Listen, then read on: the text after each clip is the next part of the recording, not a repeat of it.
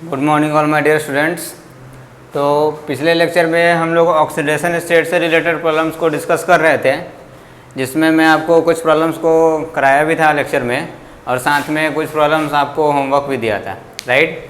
तो होप आप उन सारे क्वेश्चंस को किए होंगे घर पे। तो आइए हम लोग उन सारे क्वेश्चंस को एक एक करके डिस्कस कर लेते हैं, आप उसको मैच कर लोगे, राइट। तो जैसे फर्स्ट क्वेश्चन है हमारा IO3-, इसमें हम लोग कैलकुलेट करना है आयोडीन का। तो यहाँ पे आप आयोडीन का ऑक्सीडेशन स्टेट मानो X प्लस ऑक्सीजन का ऑक्सीडेशन स्टेट, तो 3 ऑक्सीजन है तो -2, it is equal to overall पे चार्ज -1, तो that will be equal to -1। तो X प्लस 3 2 जा 6, तो X - 6 it is equal to -1। So X ये माइनस है तो उधर जाएगा तो पॉजिटिव हो जाएगा, तो -1 plus 6 that is it is equal to +5। तो X की वैल्यू कितनी आ गई यहाँ पे +5, राइट। क्लियर, आसान है, अभी से इतना एक्सप्लेन करने की ज़रूरत है नहीं, बट मैं सिर्फ आपको मिलवा दे रहा हूँ, अब जल्दी जल्दी से मिला लोगे, right. Now second one is CrO2 2+, CrO2 2+। यहाँ पे आपको क्रोमियम कैलकुलेट करने को है। मान लो उसका आप X plus 2 times the oxidation state of oxygen that is -2, it is equal to +2, right, क्योंकि ओवरऑल पे चार्ज +2 है।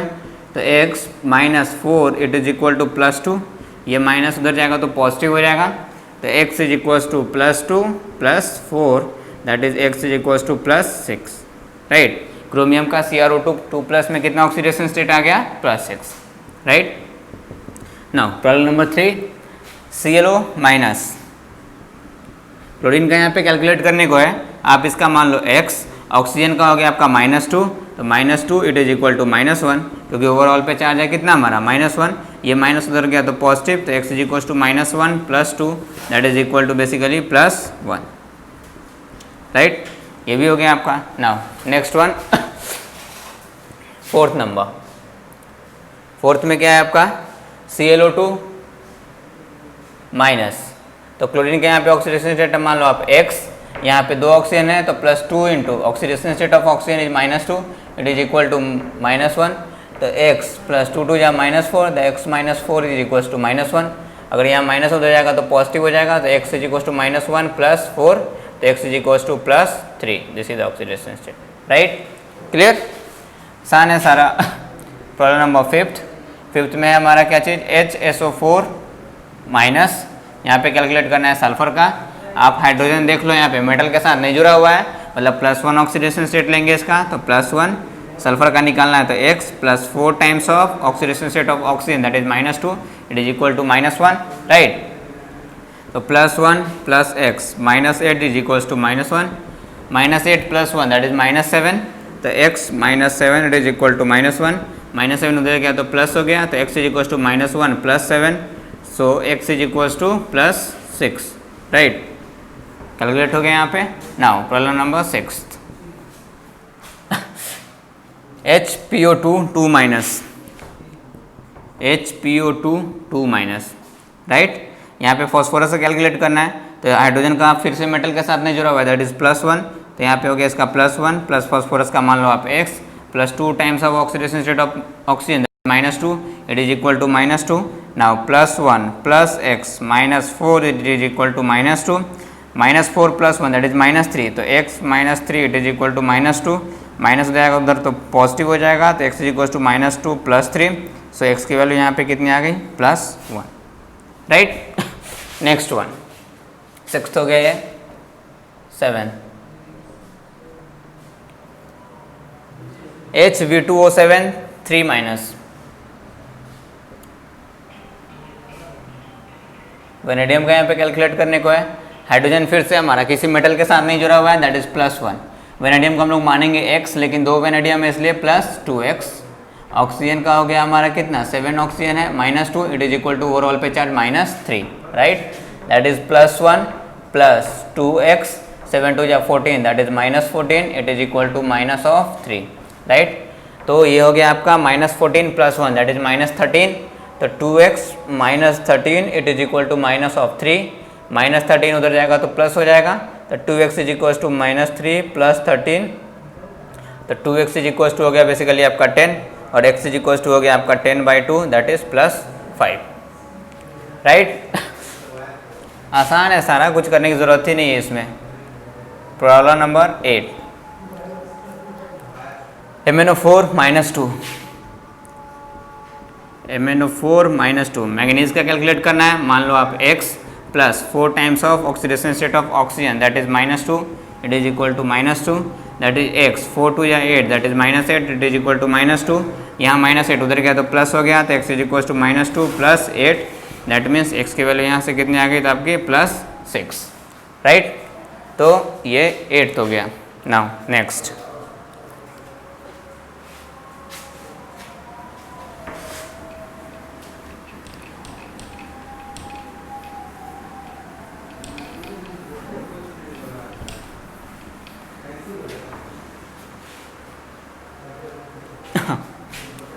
प्रॉब्लम नंबर 9, CrO4 -2, यहाँ पे आपको कैलकुलेट करना है क्रोमियम का, तो उसका ऑक्सीडेशन स्टेट आप मान लो x plus 4 times the oxidation state of oxygen that is -2, it will be equal to -2 क्योंकि ओवरऑल पे चार्ज है हमारा -2, राइट। तो x 4 times of -2 that is -8, it is equal to -2। यहाँ पे ये नेगेटिव उधर जाएगा तो पॉजिटिव हो जाएगा, तो x is equal to -2 plus 8, that means x is equal to +6, right. Last problem, C2O4 -2 oxalate ion, carbon का मान लो आप x, तो यहाँ पे 2 कार्बन है इसलिए 2x plus 4 times of oxygen that is -2, it is equal to -2। तो यहाँ पे 2x 4 2 जा 8 that is -8, it is equal to -2, -8 उधर जाएगा तो पॉजिटिव हो जाएगा, तो 2x is equal to -2 plus 8, that is 2x is equal to हमारा हो गया +6। सो x की वैल्यू यहाँ से कितनी आ गई, +6 divided by 2 that is +3, right. बस, तो इस टाइप से आप आसानी से क्या कर सकते हो, सॉल्व कर सकते हो। तो होप अब अगर ऐसे नॉर्मल केसेस में आपको ऑक्सीडेशन स्टेट कहीं पे भी कैलकुलेट करने को दिखेगा इन सब सिंपल सिचुएशन में, तो आपको प्रॉब्लम नहीं होगी, क्योंकि हम लोग 20 + 10 30 क्वेश्चन इसमें डिस्कस अच्छे से कर चुके हैं। तो मेरे अकॉर्डिंग आपको इसमें अब दिक्कत नहीं आनी चाहिए, राइट, क्लियर। तो ये सब सारा आसान था, होप आपको सारा कुछ अच्छे से क्लियर होगा। अब जो हम लोग नेक्स्ट टाइप का देखने जा रहे हैं, जिसमें हम लोग को कैलकुलेट तो करना है ऑक्सीडेशन स्टेट, बट एक ही कंपाउंड में हम लोग को, जैसे अभी एक ही एटम को कैलकुलेट करने को है, तो अब हम लोग क्या होगा, एक ही कंपाउंड में दो दो एटम को कैलकुलेट करने का होगा, कि दोनों एटम का कैलकुलेट करो कि कैसे। जैसे मान लो कि यहाँ पे, जैसे इसमें तो रहने दो आप ऐसे इसमें मान लो आप वेनेडियम का भी दे देता, ऑक्सीजन का भी दे देता, कि उसका भी कैलकुलेट करो, इसका भी कैलकुलेट करो। तब हम लोग कैसे करेंगे कैलकुलेट, कि इन सिंगल कंपाउंड, कि जब हमारा दो एटम का ऑक्सीडेशन स्टेट एक साथ कैलकुलेट करने का हो, तब हम लोग उसका ऑक्सीडेशन स्टेट कैसे कैलकुलेट करेंगे, तो उसको हम लोग अभी देखने जा रहे हैं। बाकी अगर एक कंपाउंड में एक का कैलकुलेट करना है, तब तो वो काफ़ी ज़्यादा आसान है, जो आप आसानी से समझ गए होंगे, हो, ठीक है। चलिए, तो हम लोग नेक्स्ट टाइप का देखते हैं।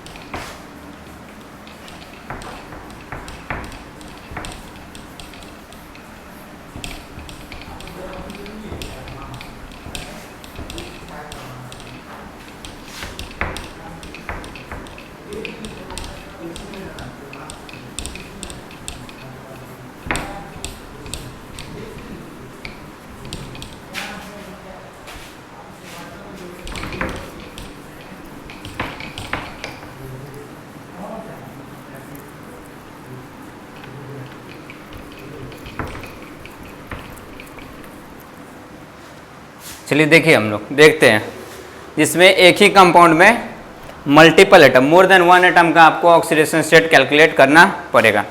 जैसे एग्जाम्पल के थ्रू ही हम लोग समझते हैं। टॉपिक आप चाहें तो लिख सकते हैं, calculation of oxidation state of multiple atom in a compound, ठीक है।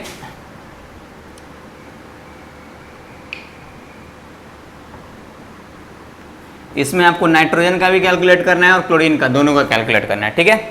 जैसे इन सब कंपाउंड, जैसे ही आपको ऐसा दिखेगा कंपाउंड आपका एक ही है, और उस केस में आपको मोर देन वन एटम के केस में ऑक्सीडेशन स्टेट कैलकुलेट करने को है, तो थोड़ा सा आपको इसमें दिमाग लगाना पड़ेगा। एक्चुअल में अगर दिमाग नहीं लगाना पड़ेगा, अगर आपको कुछ चीज़ें बेसिक फिजिकल केमिस्ट्री की याद होगी तब। बेसिक फिजिकल केमिस्ट्री में जब पढ़ा रहा था तो उस टाइम में आपको मैं रेडिकल्स बताया था, एसिडिक रेडिकल्स का अलग और बेसिक रेडिकल का अलग, ठीक है। तो उसमें मैं लिस्ट भी बताया था कि एसिडिक रेडिकल में कौन कौन से हमारा आयंस आते हैं या जो भी एलिमेंट्स आते हैं, और बेसिक रेडिकल में कौन कौन से आते हैं ये भी मैं आपको बताया था, राइट। तो अगर आपको वो ध्यान में होगा तब आप आसानी से इन सब प्रॉब्लम्स को सॉल्व कर सकते हैं। नहीं तो अभी हम लोग जैसे कर रहे हैं, डिस्कस करेंगे इस प्रॉब्लम को, तो आपको सीखना पड़ेगा कि कैसे कैसे करते हैं और याद भी रखना पड़ेगा साथ में, राइट। जैसे अगर आपको ध्यान होगा तो वहाँ पे मैं बताया था उस केस में, एसिडिक रेडिकल के केस में, तो एसिडिक रेडिकल के केस में मैं आपको बताया था कि -1 वैलेंसी वाला में एक आता है हमारा ClO4, -1 वैलेंसी वाले में कौन आता है हमारा ClO4। तो जब कभी भी ClO4 कहीं पे रहेगा तो उस पर चार्ज कितना होगा भाई, -1। ClO4 पे हमेशा चार्ज कितना होगा, -1 ही होगा, राइट। तो जब कभी भी ClO4 माइनस होगा तो उसका वैलेंसी -1 होगा, तो उस पर हमेशा चार्ज कितना आएगा, तो -1। तो इस केस में देख सकते हैं कि आप एक का एक ClO4 है, परक्लोरेट आयन।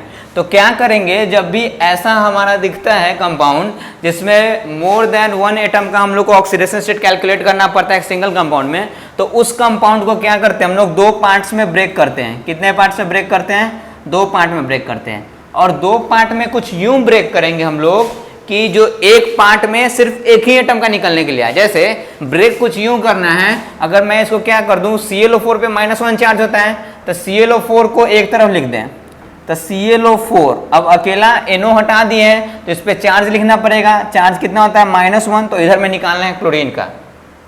अब ClO4 हम हटा दिए तो यहाँ पे बच कितना गया, बच क्या गया आपका, तो यहाँ पे सिर्फ और सिर्फ बचा है NO।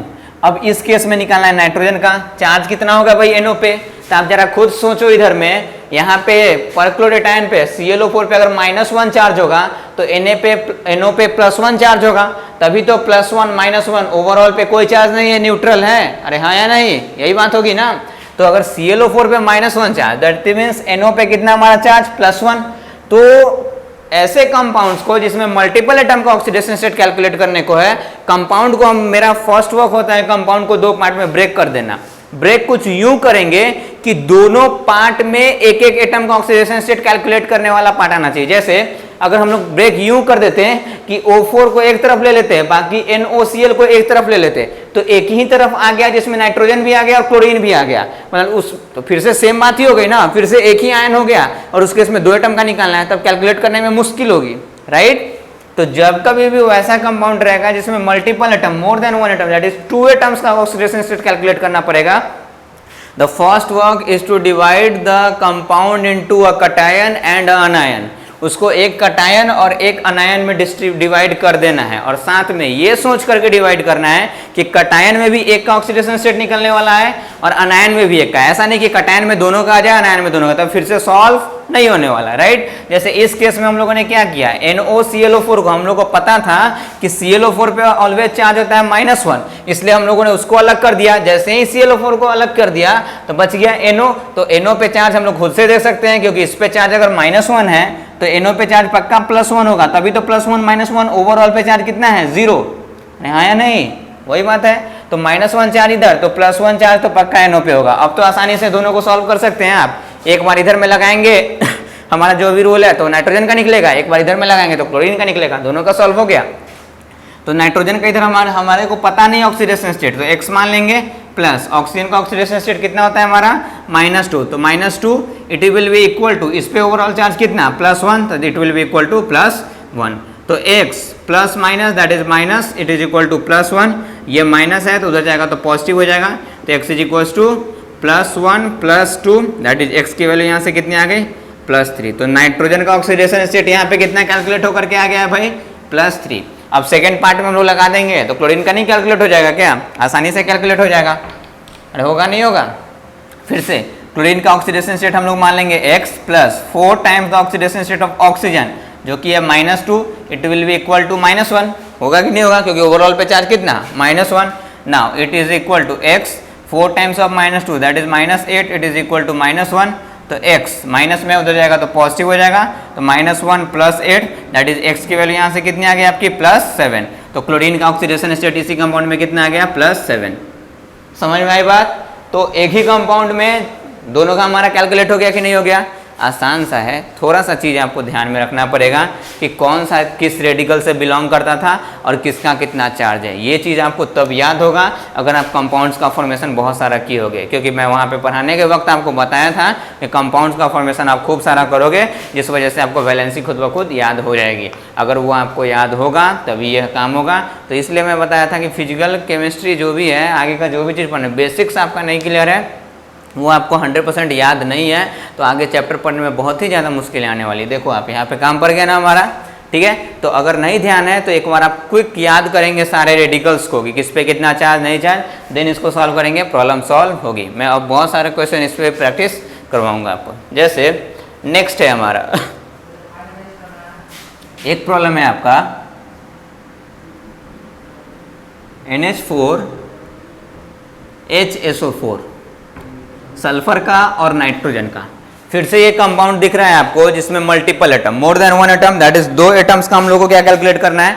ऑक्सीडेशन स्टेट कैलकुलेट करने को है, राइट। तो अब हम लोग फिर से क्या करेंगे? तो फिर से हमारा पहला काम है इसको कि 2 पार्ट में ब्रेक करना है। एक कटायन होना चाहिए, दूसरा क्या अनायन होना चाहिए, मतलब एक पे पॉजिटिव चार्ज आना चाहिए, दूसरे पे कौन सा चार्ज आना चाहिए? Negative charge.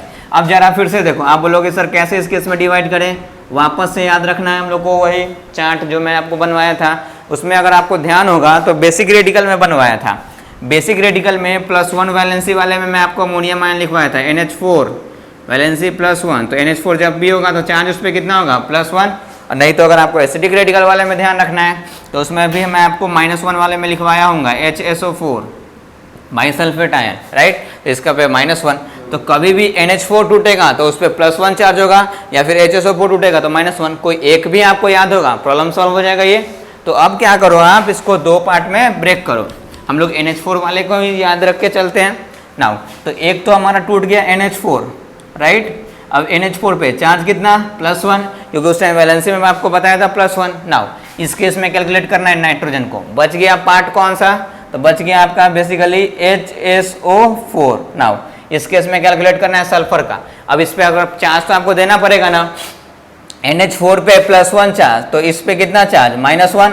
तभी तो +1 -1 ओवरऑल पे न्यूट्रल है, 0 चार्ज है, तो इसमें हमारा चार्ज कितना हो गया? -1। बाकी अब फिर से प्रॉब्लम सॉल्व हो गया हमारा। नाउ इस केस के लिए लगा देंगे तो नाइट्रोजन का कैलकुलेट हो जाएगा। तो नाइट्रोजन का हम लोग मान लेते हैं x, हाइड्रोजन का हम लोग क्या करेंगे? तो सॉरी, हाइड्रोजन हमारा यहाँ पे मेटल के साथ कनेक्टेड नहीं है, दैट मीन्स इसका ऑक्सीडेशन स्टेट होगा +1। तो हम लोग +1 मानेंगे, और यहाँ पे 4 हाइड्रोजन है तो 4 टाइम्स ऑफ +1, ओवरऑल पे चार्ज कितना है? +1, that will be equal to +1। Now x 4 times of +1 that is +4, it is equal to +1। यहाँ पे ये पॉजिटिव है, उस तरफ जाएगा तो नेगेटिव हो जाएगा, तो x is equal to +1 -4, that is x की वैल्यू कितनी आ गई? -3। तो इस कंपाउंड में नाइट्रोजन का ऑक्सीडेशन स्टेट कितना कैलकुलेट होकर के आया? -3। अब दूसरा किसे कैलकुलेट करना है भाई? सल्फर का।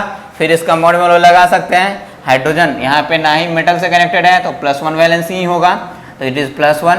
सल्फर का हम लोग मान लेंगे x, ऑक्सीजन का हम लोग को पता है कितना होता है? -2, 4 ऑक्सीजन है तो 4 टाइम्स ऑफ -2, ओवरऑल पे चार्ज कितना? -1, तो it is equal to -1 +1 plus x, 4 2 जा 8 -8, it is equal to -1, sorry it is equal to -1। तो +1 -8 दैट इज -7, तो x -7 it is equal to -1। ये माइनस है, उधर जाएगा तो प्लस हो जाएगा, x is equal to -1 + 7 that is x is equal to +6। तो सल्फर का ऑक्सीडेशन स्टेट इस केस में कितना कैलकुलेट हो गया? +6। चीज़ ये भी काफ़ी आसान है, ऐसा नहीं कि बहुत कुछ डिफिकल्ट हो गया। चीज़ें बात वही है कि जो भी कुछ आप पीछे पढ़े हो, आगे जाते जाते अगर उसको आप भूल रहे हो तो बहुत बड़ी गलती है आपकी।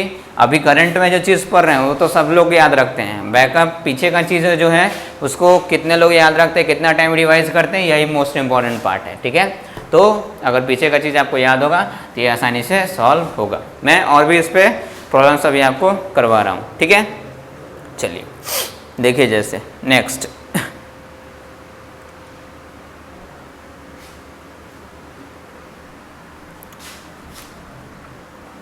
ऐसा एक बहुत ज़्यादा कोई केस पूछता है नहीं, बट कुछ और क्वेश्चन मैं इस पर करवाता हूँ आपको।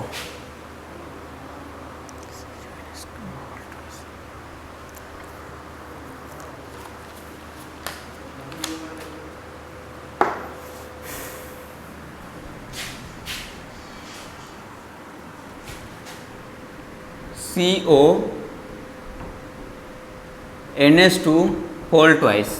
इसमें कार्बन का कैलकुलेट करना है और नाइट्रोजन का। एक मिनट, CONH2 होल ट्वाइस आपको कैलकुलेट करना है कार्बन का और कैलकुलेट करना है नाइट्रोजन का NH2, राइट। अब जरा देखो, इसको फिर से आपको दो पार्ट में डिवाइड करना पड़ेगा।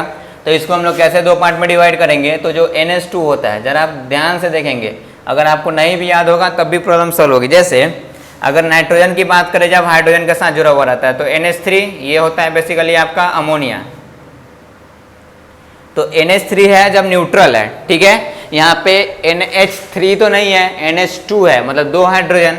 तो अगर इसमें से हम लोग एक हाइड्रोजन को हटा देंगे तो एक हाइड्रोजन हमेशा हटेगा तो H+ के फॉर्म में हटेगा, बच जाएगा क्या चीज़, सिर्फ NH2। तो अगर एक हाइड्रोजन हटाएंगे तो NH3 हो जाएगा। तो हाइड्रोजन जब भी निकलेगा तो हाइड्रोजन के पास टेंडेंसी होता है इलेक्ट्रॉन को लूज करने का, पॉजिटिव चार्ज, तभी तो हमेशा वैलेंसी ऑक्सीडेशन स्टेट उसका +1 आता है। +1 मतलब एक इलेक्ट्रॉन को लूज कर रहा है वो, ऑलवेज टेंडेंसी, ज़्यादातर टेंडेंसी वही होता है उसके पास ना। तो यहाँ पे H+ के फॉर्म में टूटा तो यहाँ पे +1 चार्ज, तो NH2 पे कितना चार्ज आएगा, -2, तभी तो ये साथ में जुड़ेगा। तो NH2 और एक H इधर 3 और +1 -1 0, ऐसे होगा ना। क्या मैं बोला, फिर से सुनो आप। जैसे अभी हमारे को पता नहीं था भाई कि NH2 पे कितना चार्ज आएगा, तो हम लोग क्या करते हैं, NH3 न्यूट्रल कंपाउंड, इसका अमोनिया हमारे को मालूम है। अब क्या करते हैं इसमें, यहाँ पे है NH3 न्यूट्रल होता है और यहाँ पे हमारा NH2 है, मतलब एक हाइड्रोजन को हटाना पड़ेगा। अब मैं आपको पढ़ा चुका हूँ कि हाइड्रोजन का oxidation state is +1। Positive oxidation state क्यों होता है ये भी मैं आपको पढ़ा चुका हूँ कि पॉजिटिव ऑक्सीडेशन स्टेट होता है इलेक्ट्रॉन के लॉस की वजह से। दैट मीन्स यहाँ से अगर NH2 बन रहा है तो एक हाइड्रोजन निकला होगा और हाइड्रोजन निकला मतलब उसमें इलेक्ट्रॉन का लॉस हुआ होगा। इलेक्ट्रॉन का लॉस मतलब पॉजिटिव चार्ज, इसलिए +1। एक यूनिट हमेशा +1 ऑक्सीडेशन स्टेट मतलब एक ही यूनिट पॉजिटिव चार्ज मतलब एक इलेक्ट्रॉन का लॉस। हाइड्रोजन लिखेंगे तो प्लस के साइन के साथ लिखेंगे। बच गया इसमें से क्या चीज, NH2 बच गया। अब ओवरऑल मिला करके तो NH3 बनना चाहिए ना भाई। तो यहाँ पे NH2 पे कितना चार्ज हो गया, -1। क्यों, क्योंकि ऐसे आप देखोगे तो नाइट्रोजन और दो हाइड्रोजन इधर, एक हाइड्रोजन इधर, 3 हाइड्रोजन और +1 -1, 0 हुआ कि नहीं हुआ। तो देखो इस पे 0 है कि नहीं है हमारा। तो इस टाइप से तो यहाँ से आपको दिख रहा है कि NH2 पे कितना चार्ज है भाई, -1। तो NH2 पे अगर चार्ज है हमारा -1, अब तो ये ब्रेक कर जाएगा सिंपली। तो NH2 तो हम लोग तो एक तो लिख देंगे भाई NH2 और NH2 पे चार्ज कितना है तो -1, राइट। अब NH2 तो लिख दिया हमने। अब यहाँ पे है भाई CO पे कितना चार्ज होगा जरा आप देखो। यहाँ पे एक NH2 है तो एक NH2 पे चार्ज होगा -1, लेकिन यहाँ पे है कितना NH2, यहाँ पे 2 NH2 मतलब टोटल ओवरऑल चार्ज -1। जैसे एक NH2 होगा एक और NH2 होगा तो इस पे भी चार्ज -1, तो -1 टोटल निगेटिव वाला पार्ट कितना हो गया, -2। तो ये जो पार्ट हमारा इन दोनों के साथ बच गया पॉजिटिव वाला, इस पे चार्ज कितना होगा, +2। तभी तो यहाँ पे हमारा -2 +2 मिलकर के ओवरऑल कितना हो गया, न्यूट्रल। समझ में आई बात, क्या बोला मैंने।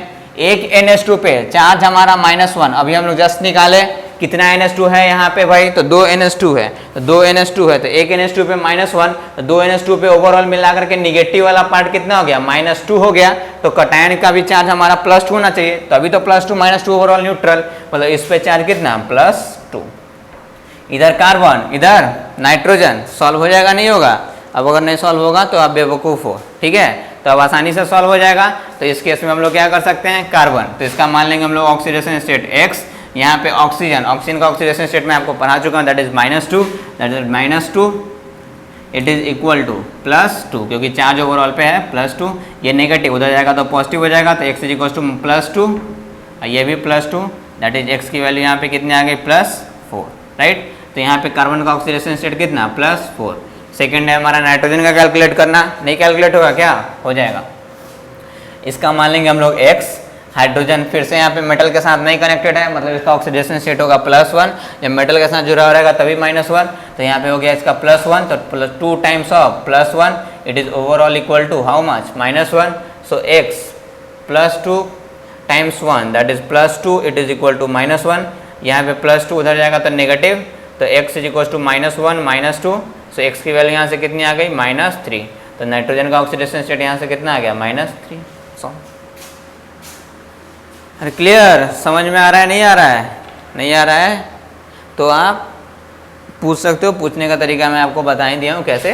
तो इन सब टाइप के प्रॉब्लम अभी मैं और इस पे क्वेश्चंस को करवाता हूँ, लेकिन होप आपको समझ में आ रही होगी बात कि जब भी एक कंपाउंड में एक एटम से ज़्यादा एटम का हम लोग को ऑक्सीडेशन स्टेट कैलकुलेट करना पड़ता है तो हम लोग किस अप्रोच के साथ उसको सॉल्व करते हैं। हमारा प्रायोरिटी ही है उसको कटायनिक पार्ट और अनायनिक पार्ट में डिवाइड करना। उसके लिए दिमाग लगाना है कैसे डिवाइड होगा नहीं होगा। जैसे ही आपने उसको डिवाइड कर दिया, डिवाइड होते ही आपका तो ऑक्सीडेशन स्टेट निकालना तो सबसे आसान काम है, वो तो तुरंत ऐसे ही कैलकुलेट हो जाएगा, राइट। ठीक है, चलिए आइए आगे भी दूसरा एग्जाम्पल हम लोग इस पे देखते हैं।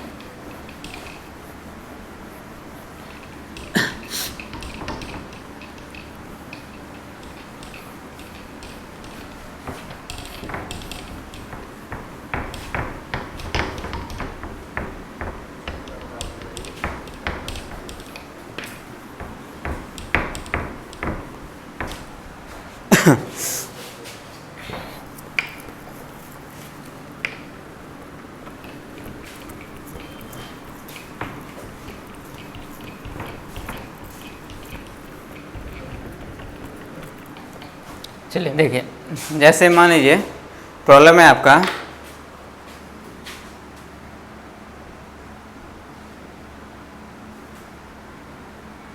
NH4NO3 अमोनियम नाइट्रेट, इसमें इस नाइट्रोजन का और इस नाइट्रोजन का, दोनों नाइट्रोजन का आपको कैलकुलेट करने को है। तब मैं आपको जस्ट अभी बताया कि जब एक ही कंपाउंड में मल्टीपल एटम का आपको ऑक्सीडेशन स्टेट निकालना हो तो उसको कटायनिक और अनायनिक पार्ट में हम लोग पहले डिवाइड करते हैं। तो इसको कटायनिक और अनायनिक पार्ट में डिवाइड करेंगे। आप चाहो तो अमोनियम से ब्रेक कर सकते हो या नाइट्रेट, किसी से भी ब्रेक कर सकते हो, क्योंकि आपको बताया जा चुका है कि एसिडिक रेडिकल या बेसिक रेडिकल में अमोनियम का हमारा NH4 का वैलेंसी +1, मतलब इस पर ऑलवेज चार्ज आएगा +1, या फिर नाइट्रेट के टर्म्स में आप बात करेंगे तो NO3 पे हमेशा चार्ज आता है -1, वैलेंसी -1। तो आप जिस भी चीज़ से चाहो तो एक तरफ आप तो ये वाला ब्रेक कर दो NH4 वाला, इस पे आ गया आपका +1 चार्ज, दूसरे पे आ गया आपका NO3, इस पे आ गया -1, +1 -1 ओवरऑल न्यूट्रलाइज हो गया, राइट। अब आप आसानी से कैलकुलेट कर सकते हैं। मेन काम तो है ये डिवाइड करना ना, तो इधर में इस नाइट्रोजन का और इस नाइट्रोजन का, तो इस नाइट्रोजन का मान लो आप X, हाइड्रोजन का यहाँ पे होता है +1, मेटल के साथ जुड़ा हुआ नहीं है तो 4 times of +1 it is equal to +1, that is X + 4 it is equal to +1। तो अगर प्लस इधर हम लोग भेज देंगे तो माइनस हो जाएगा, तो x is equal to +1 - 4, that is x की वैल्यू कितनी आ गई यहाँ से -3। तो इस नाइट्रोजन का ऑक्सीडेशन स्टेट कितना आ गया हमारा -3। जबकि आप चाहो तो इस नाइट्रोजन का भी कैलकुलेट कर सकते हो। इसका वापस से आप मान लोगे x, ऑक्सीजन का होता है हमारा -2, आपको मालूम है, तो +3 टाइम्स ऑफ -2, ये ओवरऑल कितने के इक्वल -1, क्योंकि ओवरऑल पे चार्ज है -1। अब बस इसको सॉल्व कर लेना है, तो x 3 times of -2 is -6, it is equal to -1, -6 उधर जाएगा तो पॉजिटिव हो जाएगा, तो x is equal to -1 + 6, solve करेंगे तो इट इज इक्वल टू +5। तो इस नाइट्रोजन का ऑक्सीडेशन स्टेट कितना आ गया +5, सॉल्व हो गया। तो इन सब प्रॉब्लम को सॉल्व करना काफ़ी आसान है, उसमें कोई भी ज़्यादा डिफिकल्टी नहीं है। सिर्फ हमारा एक ही काम करना होता है कि हम लोग को उसको कटायन और अनायन में ब्रेक करना है। जैसे ही वो आपका ब्रेक हो गया बस उसके बाद तो हम लोग जनरल जिस तरीके से सॉल्व करते हैं उसी तरीके से सॉल्व करते हैं। जैसे अगर मान लीजिए दूसरा हमारा कोई एग्जाम्पल है अमोनियम सल्फेट का NH4 होल ट्वाइस SO4, इसमें सल्फर का भी निकालना है और नाइट्रोजन का भी निकालना है। फिर से एक ही कंपाउंड में 2 एटम्स का कैलकुलेट करना है, जिसको आप क्या करोगे वापस से डिवाइड करोगे आप। तो डिवाइड करोगे 2 पार्ट में, तो एक ये पार्ट एक ये पार्ट। अभी जस्ट हम लोगों ने देखा अमोनियम दैट इज NH4, उस पर चार्ज ऑलवेज होता है +1। अब देखो आप कितना अमोनियम है यहाँ पे 2, तो एक अमोनियम पे चार्ज होगा +1, 2 अमोनियम है टोटल, क्योंकि होल ट्वाइस क्या हुआ मतलब 2 हो गया, तो ओवरऑल कटायनिक वाले पे चार्ज कितना आ गया +2। तो SO4 जो बच गया उस पर चार्ज कितना आएगा भाई -2, तभी तो +2 और -2 मिलकर के न्यूट्रलाइज होगा, क्योंकि ओवरऑल पे तो कोई चार्ज ही नहीं है। समझ में आई बात।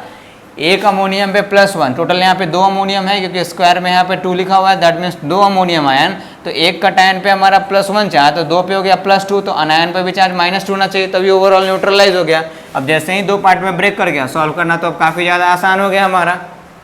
इधर में इस नाइट्रोजन का ऑक्सीडेशन स्टेट मानेंगे हम लोग x, हाइड्रोजन का हो गया +1, तो +4 टाइम्स ऑफ यहाँ पे हो गया हमारा +1, it is equal to +1, right. तो x + 4 it is equal to +1, यहाँ पे हमारा ये +4 उधर जाएगा तो माइनस में हो जाएगा, तो x is equal to +1 - 4, that is x की वैल्यू यहाँ से कितनी आ गई -3, राइट। सॉल्व हो गया हमारा। इस केस में आप कैलकुलेट करने की कोशिश करो तो इसका मान लो आप x, यहाँ पे ऑक्सीजन का होता है -2, तो 4 times of -2 it is equal to -2, तो x 4 2 जा 8, तो x -8 it is equal to -2, -8 उधर जाएगा तो हमारा क्या हो जाएगा plus, that is x is equal to -2 + 8, तो x की वैल्यू यहाँ से कितनी आ गई +6। सॉल्व हो गया आसानी से। तो ये सब प्रॉब्लम भी काफ़ी ज़्यादा आसान है, इसमें कुछ करने का नहीं है, सिर्फ जैसे ही आप कैटायन एंड आयन में आसानी से ब्रेक कर लिए उसके बाद आसानी से ये तुरंत सॉल्व हो जाएगा। आई बात समझ में? चलिए देखिए, जैसे और भी प्रॉब्लम्स मैं देता हूँ आपको, फिर हम लोग उसको करते हैं।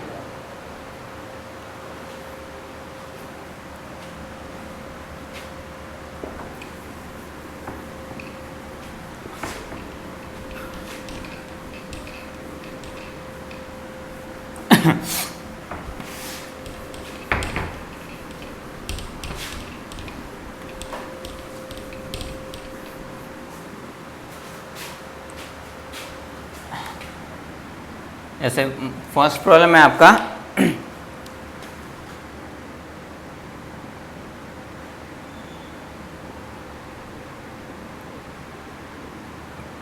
क्रोमियम का और नाइट्रोजन का दोनों का कैलकुलेट करना है।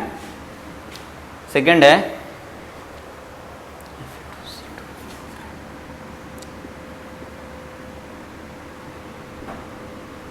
इधर में आयरन का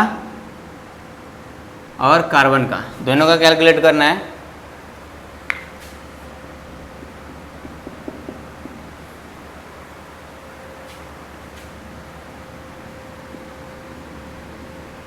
यहाँ पे कार्बन का और 10 का दोनों का कैलकुलेट करना है।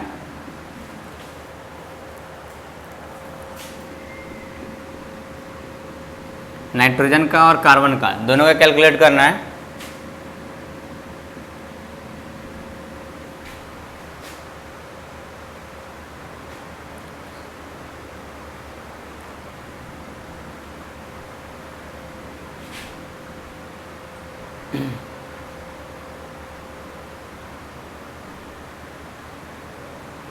चलो इतना ही आप सॉल्व करो।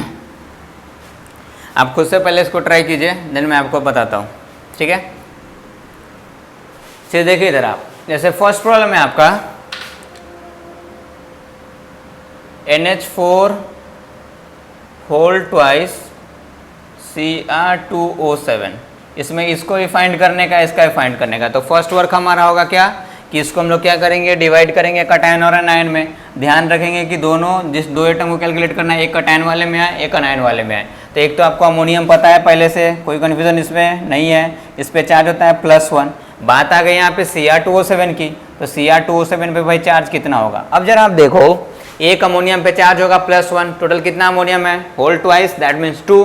तो कैटायन पे चार्ज ओवरऑल हो गया +2, तो एनायन पे चार्ज कितना होना चाहिए -2 होना चाहिए, नहीं होना चाहिए। अब तो बाकी सॉल्व हो गया। इधर नाइट्रोजन, इधर क्या चीज़ है आपका क्रोमियम। तो नाइट्रोजन का ऑक्सीडेशन स्टेट मानेंगे हम लोग x, हाइड्रोजन का होता है 1, तो +4 times of 1 it is equal to +1, that is x is equal to 4 times of +1 that is x + 4 it is equal to +1। यहाँ पे ये पॉजिटिव हो जाएगा तो नेगेटिव हो जाएगा, तो x is equal to +1 - 4 that is x की वैल्यू यहाँ पे कितनी आ गई -3, राइट। क्लियर, सॉल्व हो गया। और x किसका ऑक्सीडेशन स्टेट है भाई, तो नाइट्रोजन का। नाउ सेकंड वन, यहाँ पे हमारा क्रोमियम, क्रोमियम का हम लोग मान लेंगे x। कितना क्रोमियम है यहाँ पे टोटल, 2 क्रोमियम, दैट मीन्स यहाँ पे हो गया 2x। हमारा ऑक्सीजन है 7 और एक ऑक्सीजन का oxidation state -2, it must be equal to -2 क्योंकि ओवरऑल पे चार्ज है हमारा -2।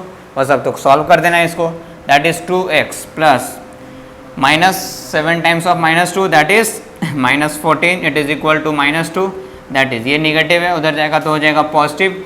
2x is equal to -2 + 14, right. अब यहाँ पे +14 -2, तो यहाँ हो गया आपका +12, तो 2x is equal to how much 12, तो x की वैल्यू कितनी आ गई आपकी 6, तो +6 is the oxidation state of chromium. Calculate हो गया, आसान है हमारा। जैसे सेकंड प्रॉब्लम है हमारा Fe2 C2O4 whole thrice, carbon का और आयरन का दोनों का कैलकुलेट करने का है। फिर से हम लोग क्या करेंगे, इसको एक कटायन में एक अनायन में डिवाइड करेंगे। अब हमें समझ नहीं आ रहा है भाई क्या करें, तो आयरन का वैलेंसी +2 भी होता है +3 भी होता है। अब इस केस में चेक करना है कितना है भाई, तो C2O4 जो ऑक्सीलेट होता है उसका चार्ज हमेशा होता है -2। मैं अभी अनायन वाला जब कंपाउंड करा रहा था क्वेश्चन, तो उसमें मैं ऐसा कंपाउंड दिया था C2O4, जरा आप देखोगे तो उस पर चार्ज में -2 दिया था, तो इस पे चार्ज हो गया -2। अब जरा आप देखो इस पे चार्ज हो गया आपका -2 एक C2O4 पे, टोटल कितना C2O4 है 3, तो टोटल निगेटिव चार्ज कितना हो गया, टोटल निगेटिव चार्ज हो गया -6। एक C2O4 एक ऑक्सीलेट आयन पे चार्ज -2, तो 3 ऑक्सीलेट आयन पे 3 टाइम्स ऑफ -2 दैट इज -6। तो ओवरऑल कटायन पे कितना चार्ज होना चाहिए भाई +6, तभी ओवरऑल न्यूट्रल। तो यहाँ पे आयरन जो टूटेगा उस पे चार्ज होना चाहिए +6, लेकिन कितना आयरन है यहाँ पे 2 आयरन, तो 2 आयरन पे +6, तो एक आयरन पे कितना चार्ज, तो एक आयरन पे +3 चार्ज। सिंपल, समझ में आया क्या किया मैंने।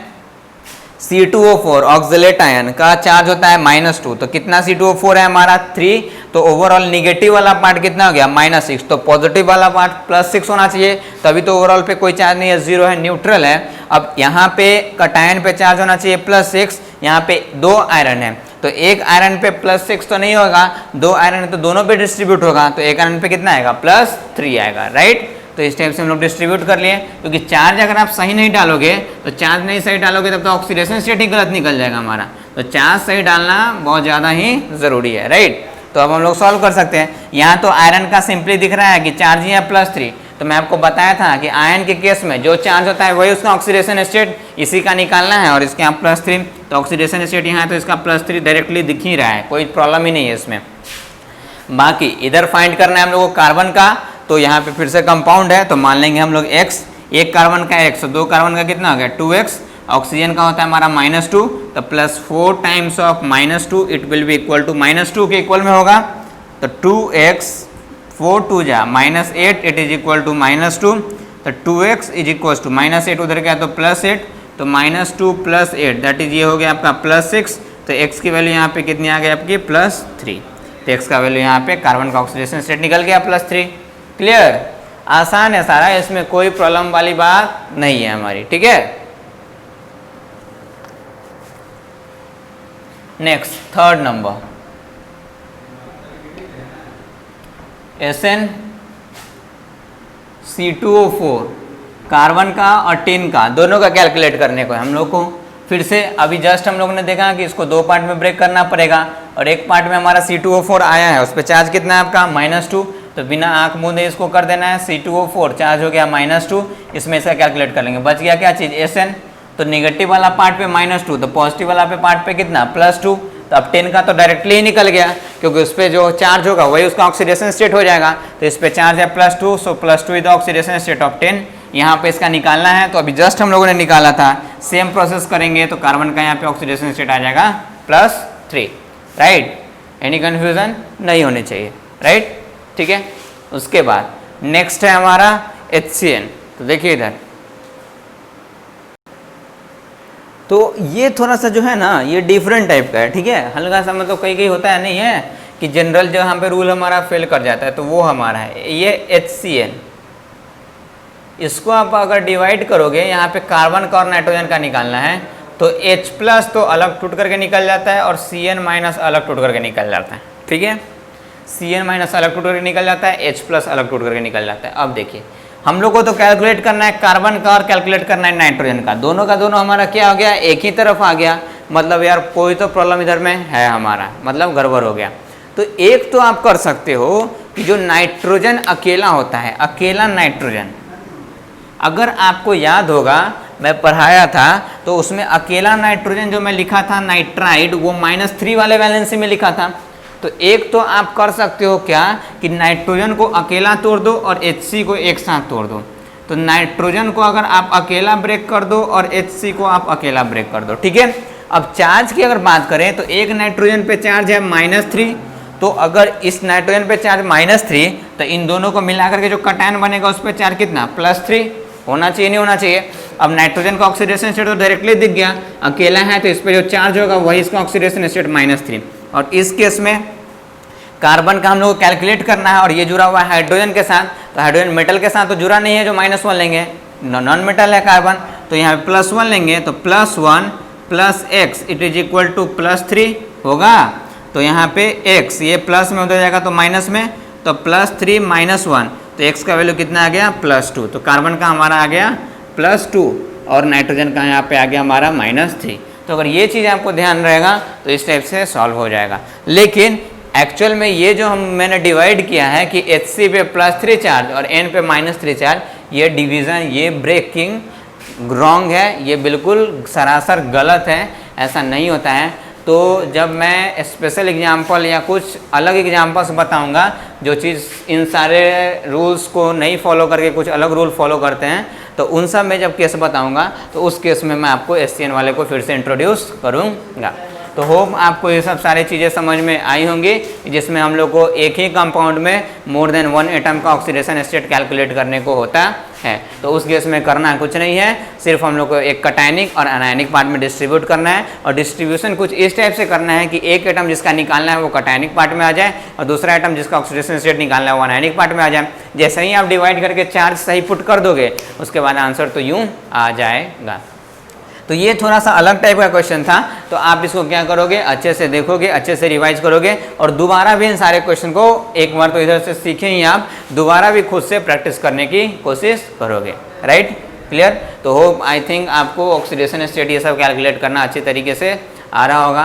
तो नेक्स्ट लेक्चर में हम लोग इसी चैप्टर को आगे की तरफ कंटिन्यू करेंगे, इसमें और भी बढ़िया बढ़िया कॉन्सेप्ट्स पढ़ेंगे, जैसे फ्रैक्शनल ऑक्सीडेशन स्टेट ये सब हम लोग पढ़ेंगे। तो और भी बढ़िया कॉन्सेप्ट है, लेकिन उसके लिए ये सब ऑक्सीडेशन स्टेट का आपको अच्छे तरीके से नॉलेज होना जरूरी है। तो जितना भी मैंने प्रॉब्लम कराया ऑक्सीडेशन स्टेट से रिलेटेड, आपकी वो जिम्मेदारी बनती है कि उसको वापस से फिर से ज़रूर करें, ताकि आपको रूल्स याद हो, ताकि तरीका भी साथ में तरीका भी पता चले। Okay, thank you so much.